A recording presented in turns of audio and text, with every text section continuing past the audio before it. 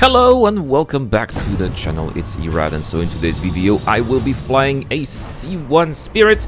Oh no, there's some debris outside of the station, classic Star Citizen. Anyway, we're getting out of Acrotech, and today we are going to see what we can do with this C1 Hercules. Obviously, it's the cargo variant, so we're gonna play a little bit with cargo and, of course, its bespoke tractor beam. And for that, well, we are going to recuperate some cargo inside some of those wrecks. Don't do what I just did here, big mistake.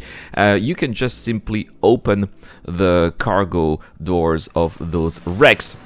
And so that's what we did here with this second rake, and I've decided to try to figure out if there were some boxes here using the tractor beam, and as you can see, no power. I don't know what to do. I had no idea. I'm trying to click on deploy here. It doesn't work. That's okay, because then eventually, as I went for extra repairs, I found this button right here, power on. This is what you have to click if you want to be using the tractor beam of the C1, or at least the other seat, the co-pilot seat. Well, it's not that obvious actually. Normally there's like a button in front of you where there is power on. This case, it's on the side. It's good to know, and as you could see now, the tractor beam is working. So we have the second wreck, looking for the boxes here, and unfortunately I accidentally towed the Constellation, which gave me a crime stat 2. That is the stupidest thing that we have right now in Star Citizen. I really don't understand why we have crime stats for such thing, especially when it's an accident like this. This is ridiculous. At least this is the crime stat that we can pay off for 31,000 Alpha UEC at the terminals, and it doesn't send us to prison, but still, it's a bad design in my opinion. Anyway, putting the boxes into the cargo hold, not really that easy. At first I had no idea what to do. You have to press the Alt button so that then you can move forward or backward your containers, and R if you want to rotate those containers. I know I'm taking processed food here. These are just random boxes. I'm just trying and playing with the containers just to see how this works and give you an impression.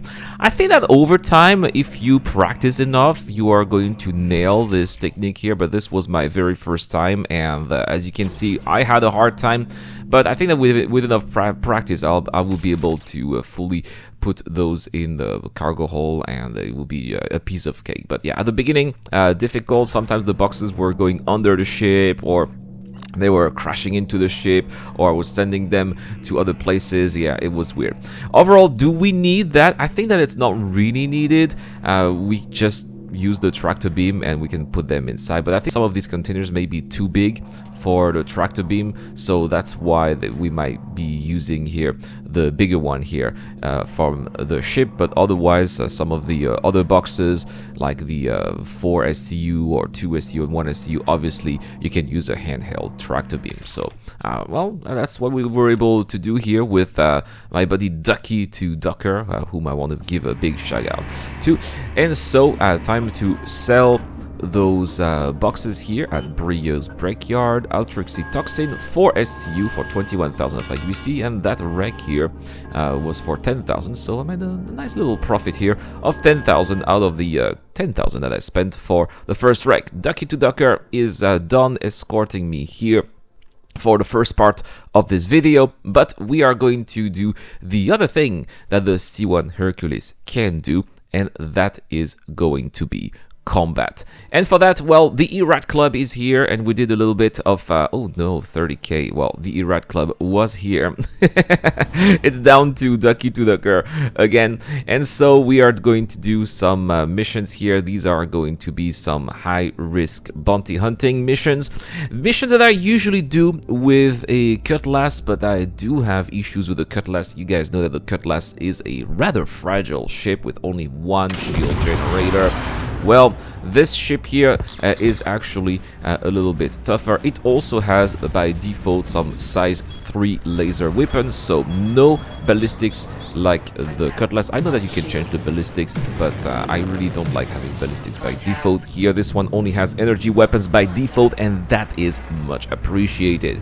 It's also a fast ship, the Cutlass speeding at 910 meters per second, versus here the C1 Spirit, which can speed at 1120 meters per second. So that's about 200 meters per second faster than the Cutlass, and that is a huge difference, especially if sometimes you're a little bit outgunned and you need to move away. You need to do a little retreat, and then you come back to your target. Well, that is very useful indeed. A few missiles though compared to the Cutlass. The Cutlass has definitely more missiles. The C1 only has 4, so you're not going to rely that much on the missiles when you fly the C1. But I guess that's one way to balance the ship. So here, this is again an HRT, as you can see, and I'm able to handle on my own without the help of anyone. Well, we're gonna have the help of other people later. So I'm still taking a little bit of damage on the side. Somehow they penetrated the shield, even though the shield was not fully off. Maybe they used some ballistics, or maybe some of the missiles did that a little bit earlier. Now, one thing that I would say perhaps is that the capacitors are quite low here, as you can see, with only 34, so that's not really a lot of shots, and you are going to have to make each of these shots count. But these lasers are divided into 2 groups, so what I usually do is I fire one group, and when the capacitors are empty, then I would fire the second group. Oh, there we go, target eradicated. And so, well, that's a proof that this ship can indeed handle high-risk targets. We're gonna do another one just to see if this was a fluke or not. Some missiles are coming in, and that's where we're gonna see that it's... Oh, well, we got hit, but usually I'm hit by a lot of missiles when I'm flying this ship. Sometimes 3 or 4 missiles coming at me at the same time, and I'm usually able to escape those missiles thanks to the sheer agility and speed of the C1, and that is, I believe, its biggest strength, is that you can really do maneuvers that you cannot do with a Cutlass, or definitely a Freelancer as well. So this time Ducky to Ducker is with me, and he's flying an F8 Lightning. We're facing a bunch of alien ships, including a Prowler and here a Blade. Actually, it's really cool that CIG has managed to change the pool of different opponents that we have when we're fighting NPCs with those bounty hunting missions. That's a really nice touch. Now, what are we fighting here? This is a Gladius, classic Gladius. Some missiles coming. We're gonna try to evade those 2 missiles. And unfortunately, yeah, I was not able to evade them, but that's okay. The ship is pretty banged up, but it can still survive, and that's the most important part, I think. Especially, these are some really hard hitters. The Blade, for example, is definitely one of those ships that are pretty tough and challenging to fight. There's a really nice shot here with Ducky to Ducker's F8. By the way, guys, if you want to play with me, feel free to join my Discord channel. You have the link in the description down below. Always looking for people to have sessions like those, and who knows, maybe you'll be featured in one of the videos.